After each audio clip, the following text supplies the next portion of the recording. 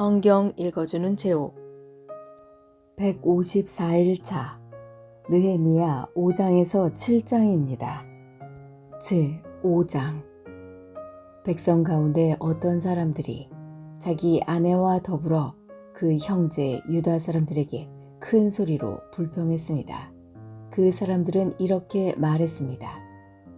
우리는 자식들이 많아서 식구가 많다. 살아남으려면 먹을 곡식이 필요하다.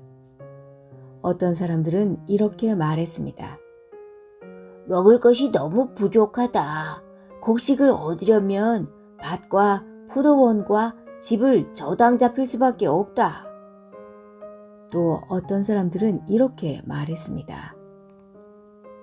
왕에게 세금을 바치려면 밭과 포도원을 저당 잡히고 돈을 빌려 쓸 수밖에 없다. 우리는 다른 유다 민족과 다를 바가 없으며 우리의 아이들도 그들의 자녀만큼 귀하다.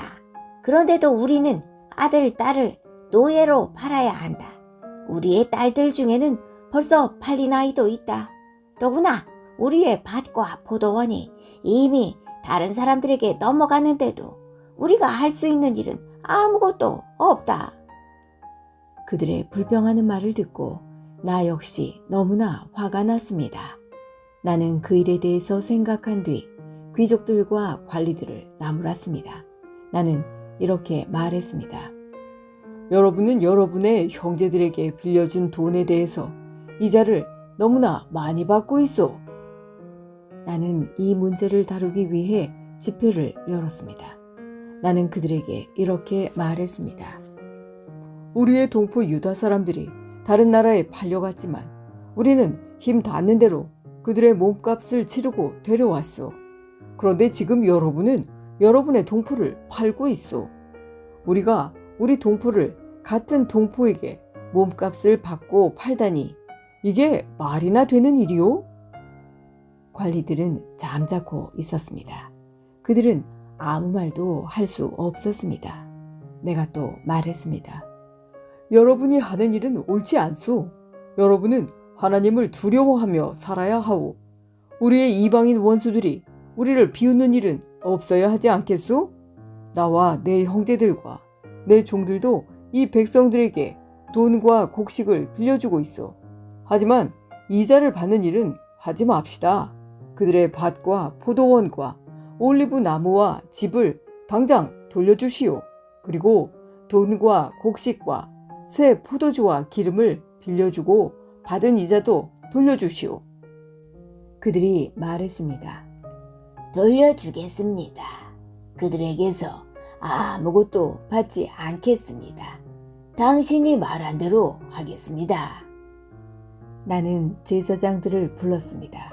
그리고 귀족과 관리들에게 그들이 한 말을 지키겠다는 맹세를 하게 했습니다. 나는 내 옷의 주머니를 털어보이며 말했습니다. 누구든지 자기 약속을 지키지 않는 사람은 하나님께서 그 집과 재산을 이렇게 털어버리실 것이요. 그런 사람은 빈털터리가 되고 말 것이요. 그러자 그곳에 있는 모든 사람들이 아멘이라고 말했습니다. 그들은 여호와를 찬양했으며 사람들은 약속을 지켰습니다. 나는 아닥사스다 왕 20년에 유다 땅의 총독으로 임명되었습니다. 나는 아닥사스다 왕 32년까지 12년 동안 총독으로 있었습니다. 그동안 나와 내 형제는 총독에게 지급되는 음식을 먹지 않았습니다. 나보다 먼저 총독으로 있던 사람들은 백성에게 무거운 짐을 지웠습니다. 그들은 각 사람에게서 은 40세겔을 거두었습니다. 그리고 그들은 음식과 포도주도 거두어 드렸습니다. 심지어 그들의 종들까지도 백성을 부려먹었습니다. 그러나 나는 하나님을 두려워하기 때문에 그런 일은 하지 않았습니다. 나는 성벽 쌓는 일에 힘을 쏟았습니다. 그곳에 모인 내 종들도 그러했습니다. 우리는 밭을 사들이지 않았습니다.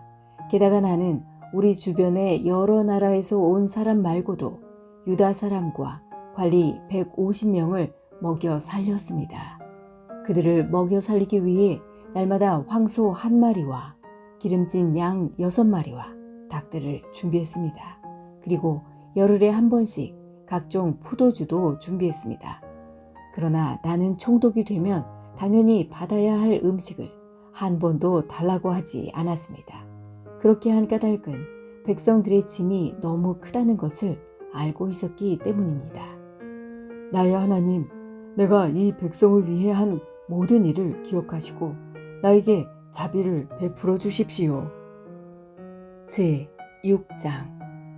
내가 빈틈 하나 남기지 않고 성벽을 다 쌓았다는 말을 산발락과 도비아와 아라비아 사람 게셈을 포함하여 우리의 원수들이 들었습니다. 하지만 그때까지도 문짝은 달지 못한 상태였습니다. 산발락과 게셈이 나에게 전가를 보냈습니다.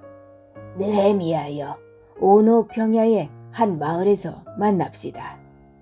그러나 그들은 나를 해칠 계획을 꾸미고 있었습니다. 그래서 나는 사람들을 보내어 이렇게 말했습니다. 지금 중요한 일을 하고 있으므로 내려갈 수 없소.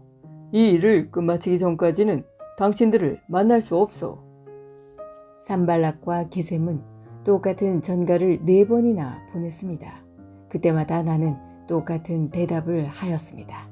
산발락이 5번째로 자기 종을 시켜 나에게 전가를 보냈습니다.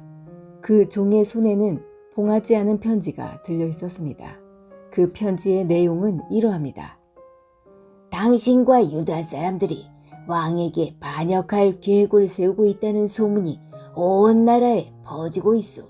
가스무도 그 소문이 옳다고 말하고 있어. 당신이 성벽을 쌓고 있는 것도 그 때문이라고 하오. 그 소문에 따르면 당신이 그들의 왕이 되려 하고 있다는 것이요.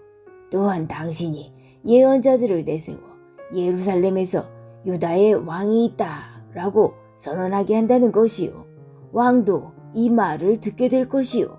그러니 이 문제를 가지고 함께 이야기해 봅시다. 그래서 내가 그에게 답장을 보냈습니다. 당신이 한 말은 사실이 아니요. 그것은 당신이 마음대로 지어낸 생각일 뿐이요.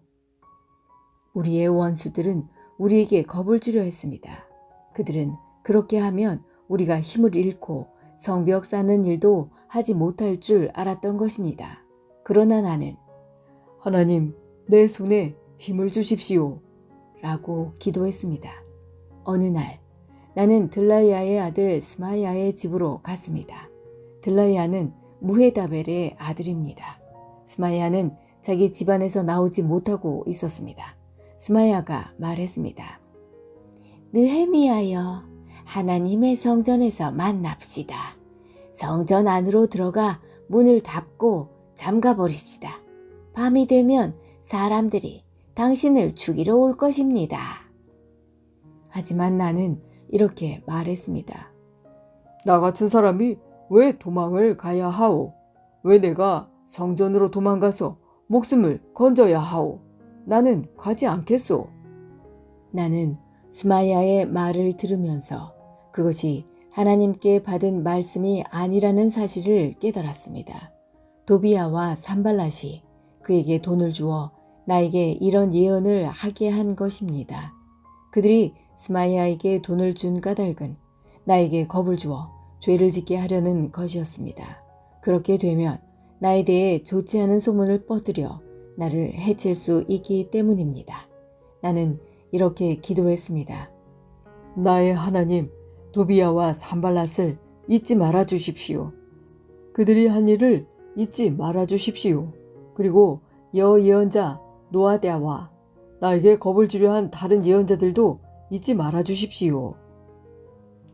마침내 예루살렘의 성벽 쌓는 일을 마쳤습니다. 그때는 엘룰월 25일이었습니다. 성벽을 다 쌓는데 52일이 걸렸습니다. 우리의 원수들이 그 소식을 들었고 주변의 모든 나라들이 그 모습을 보았습니다. 그들은 이 일이 하나님의 도우심으로 이루어진 사실을 알고 두려워 떨며 겸손히 있었습니다. 그런데 성벽을 쌓을 동안 유다의 귀족들이 도비아와 편지를 여러 번 주고받았습니다. 많은 유다 사람들이 도비아에게 충성을 맹세했습니다. 왜냐하면 도비아는 아라의 아들 스가냐의 사위였기 때문입니다. 도비아의 아들 여호하난도 베레기야의 아들 무술람의 딸과 결혼했습니다. 그 귀족들은 내 앞에서 도비아를 칭찬한 뒤 내가 하는 말을 도비아에게 일러 바쳤습니다. 그래서 도비아는 나에게 겁을 주는 편지를 보냈습니다. 제 7장. 성벽을 다 쌓은 뒤에 나는 문들을 제자리에 달고 문지기와 노래하는 사람과 레위 사람들을 뽑아 각각 일을 맡겼습니다. 나는 내 동생인 하나니에게 왕궁의 지휘관인 하나냐와 더불어 예루살렘을 맡겼습니다. 하나냐는 정직하며 다른 누구보다도 하나님을 두려워하는 사람이었습니다. 내가 그들에게 말했습니다. 해가 떠서 더워지기 전에는 예루살렘의 문을 열지 마시오. 문지기들이 문을 지키고 있을 때에 그들더러 문을 닫아 걸고 빗장을 지르라고 하시오. 예루살렘에 사는 사람들을 경비원으로 세우시오. 경비 초소와 자기 집 앞에 사람들을 세워 지키게 하시오. 성은 크고 넓었지만 거기에 사는 사람은 얼마 되지 않았습니다. 그리고 아직 집들도 지어지지 않았습니다. 그래서 하나님께서 나에게 사람들을 모으게 하셨습니다. 나는 귀족과 지도자와 평민들을 모았습니다. 그런 다음 집안별로 족보에 등록하도록 하였습니다. 나는 가장 먼저 유다로 돌아온 사람들의 족보를 찾았습니다. 거기에는 다음과 같이 적혀 있었습니다. 바빌론의 느부갓네살 왕에게 포로로 잡혀갔다가 예루살렘과 유다의 자기 마을로 돌아온 사람들은 이러합니다. 그들을 이끌었던 지도자는 스룹바벨과 예수아와 느헤미야와 아사랴와 라하메아와 나하마니와 모르드게와 빌산과 미스베렛과 비그웨와 누훔과 바나입니다. 이스라엘 백성의 수는 이러합니다.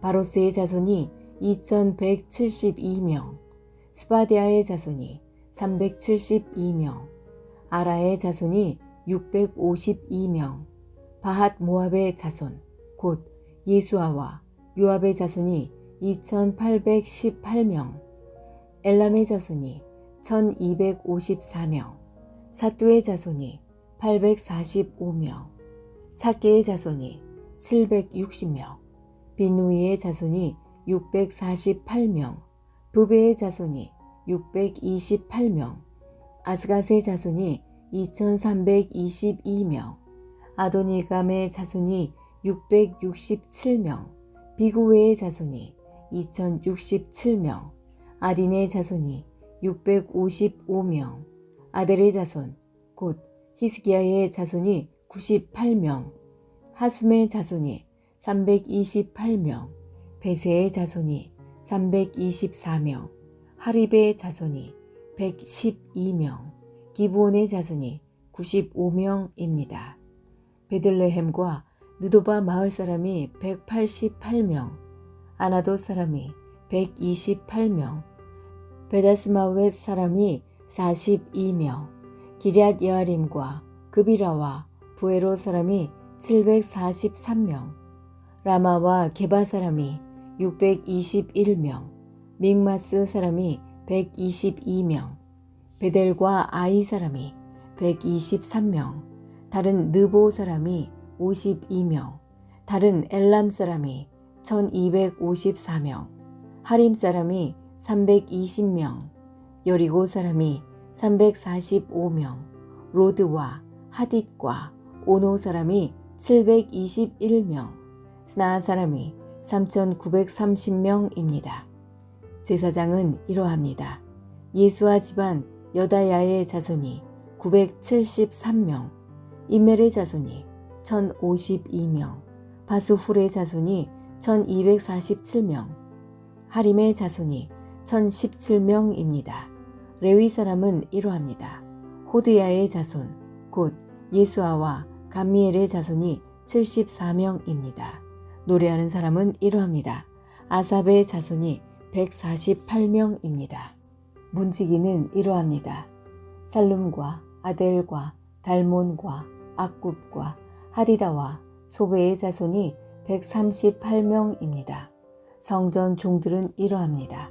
그들은 시하와 하스바와 답바옷과 게로스와 시아와 바돈과 르바나와 하가바와 살메와 하난과 깃델과 가할과 르아야와 르신과 느고다와 갓삼과 우사와 바세아와 베세와 무우님과 느비스심과 박북과 하그바와 할훌과 바슬릭과 무히다와 하르사와 바르고스와 시스라와 데마와 느시야와 하디바의 자손입니다.